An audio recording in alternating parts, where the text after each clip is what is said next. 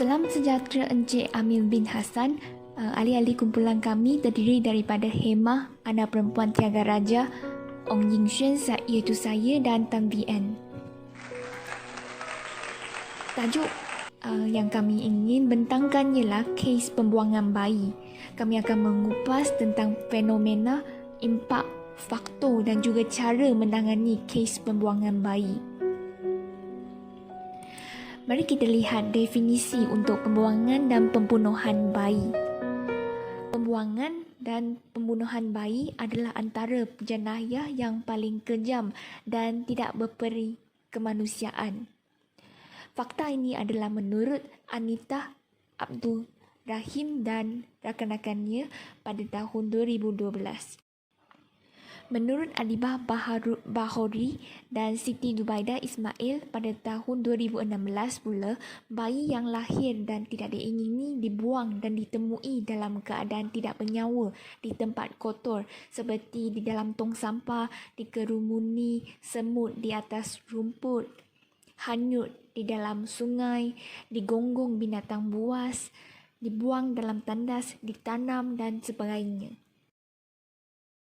Kes pembuangan bayi telah dipaparkan dalam akhbar talian seperti Sinar Harian, Astro Awani dan sebagainya.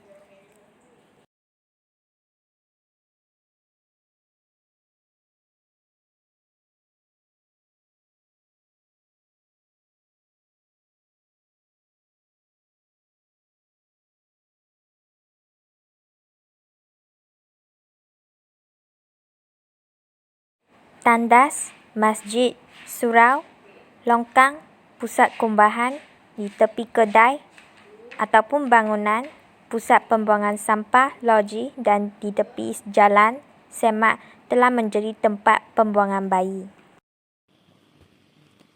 Apakah fenomena yang telah berlaku?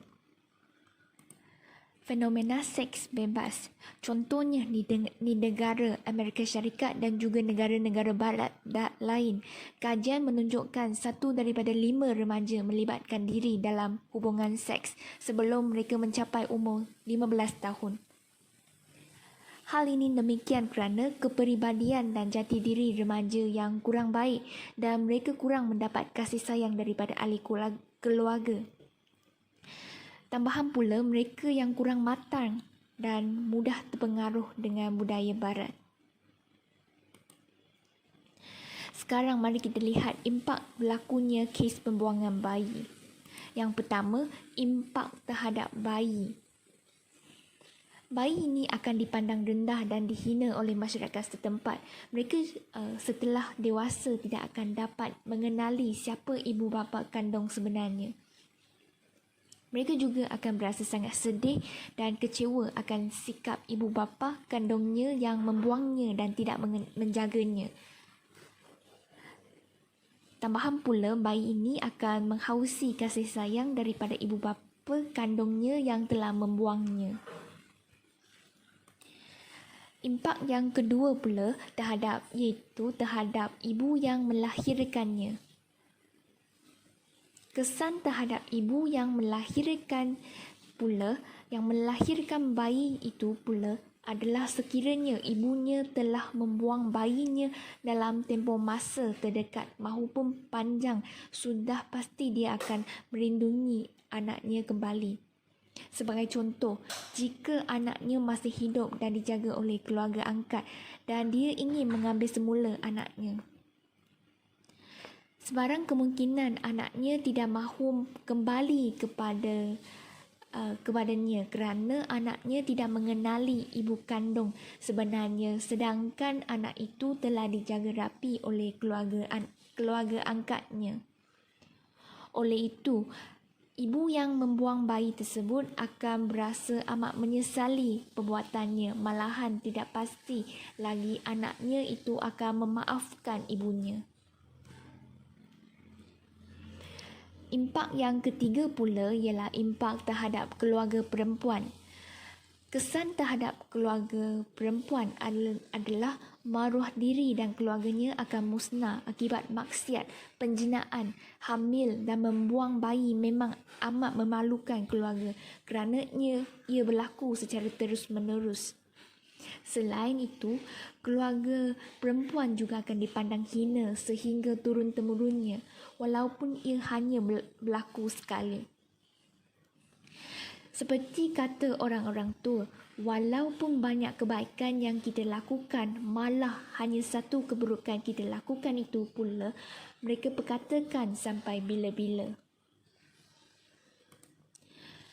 Impak yang keempat iaitu impak yang terakhir ialah impak terhadap masyarakat. Kesan terhadap masyarakat pula adalah kita akan digelar masyarakat tidak bertamadun dan tidak berperi kemanusiaan serta masyarakat yang kejam. Gejala ini juga dapat mengganggu sistem nilai dalam perpaduan dan kesejahteraan masyarakat kita.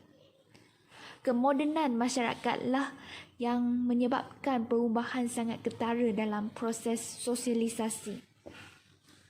Nilai-nilai tradisi masyarakat tradisional seperti gotong royong, ziarah menjarahi telah menjadi luntur di kalangan masyarakat kita kerana saling berselisih dan menyelisihkan orang yang telah membuang bayi.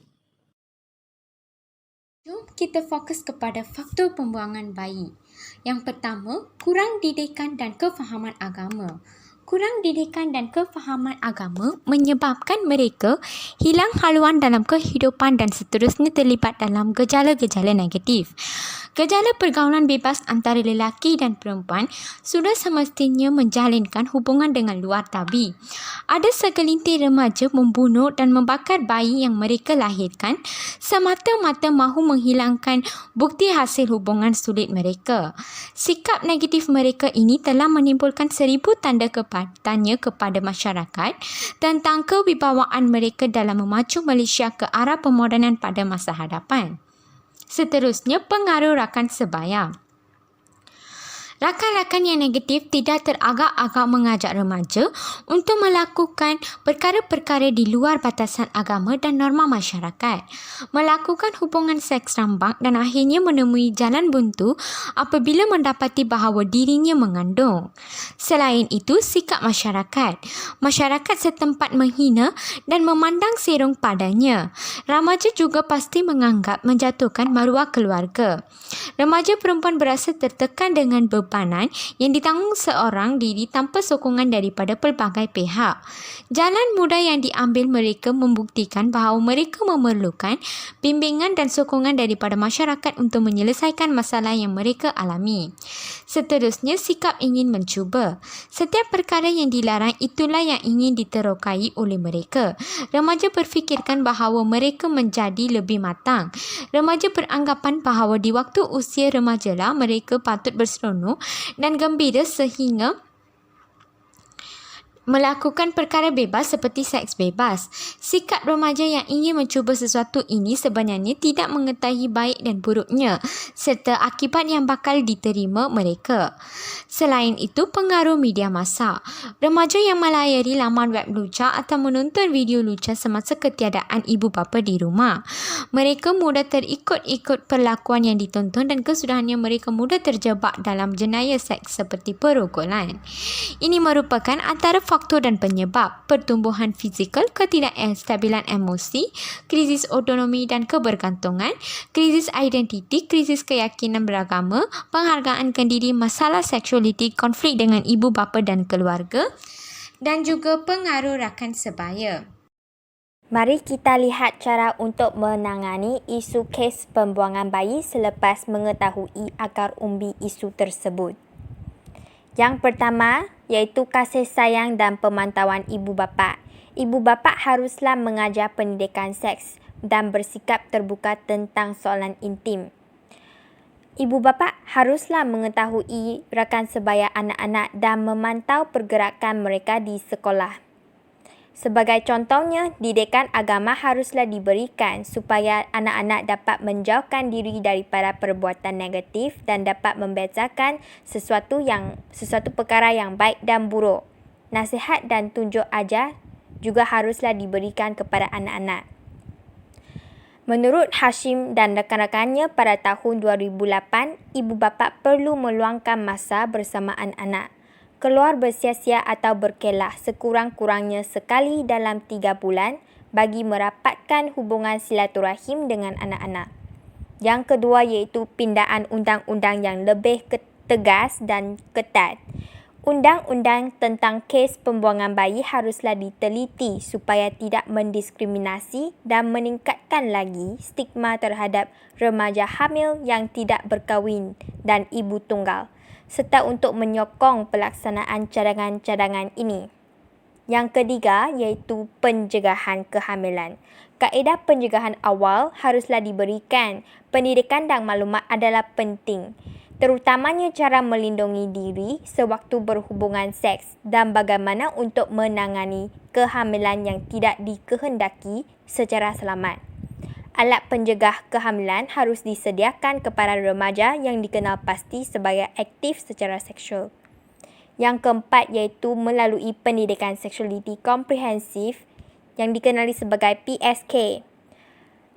Kerajaan telah mengadakan program dan kempen tentang pendidikan seks. Misalnya program Pelan Tindakan Pendidikan Kesihatan Reproduktif dan Sosial Pekerti yang diperkenalkan pada 2012, Pendidikan Kesihatan Reproduktif dan Sosial PEERS yang kini sedang diajarkan di sekolah di bawah Sukatan Pendidikan Jasmani, Moral, Sains dan Pendidikan Islam bagi tahun 1 sehingga tingkatan 5. Pendidikan ini mampu melambatkan permulaan hubungan seks dan mengurangkan kelakuan seksual berisiko. Yang keenam iaitu perkhidmatan tanpa sikap menghakimi, sokongan tanpa prasangka untuk penamatan kehamilan di peringkat awal dan kelahiran bagi kehamilan yang tidak diingini harus dilaksanakan di perkhidmatan kesihatan awam dan swasta. Pekerja di bidang kesihatan memainkan peranan yang penting dalam menyediakan khidmat sokongan yang berbelas kasihan kepada gadis-gadis dan wanita yang bertepan dengan kehamilan yang tidak diingini, tanpa mengira umur, bangsa, agama atau status perkahwinan. Yang akhirnya, tempat perlindungan dan jagaan bayi. Mewujudkan Baby Hatch sebagai tempat untuk meninggalkan bayi yang tidak diingini. Institusi rumah perlindungan kerajaan maupun badan bukan kerajaan non-government seperti Raudatus Sakinah, Orphan Care dan Hospital KPJ. Masyarakat boleh mendaftarkan anak yang bakal lahir kepada keluarga angkat melalui Akta Pengangkatan Anak. Sekian sahaja kumpulan kami terdiri daripada Hema Anak Perempuan Tiaga Raja, Tan VN dan Ong Ying Xuan.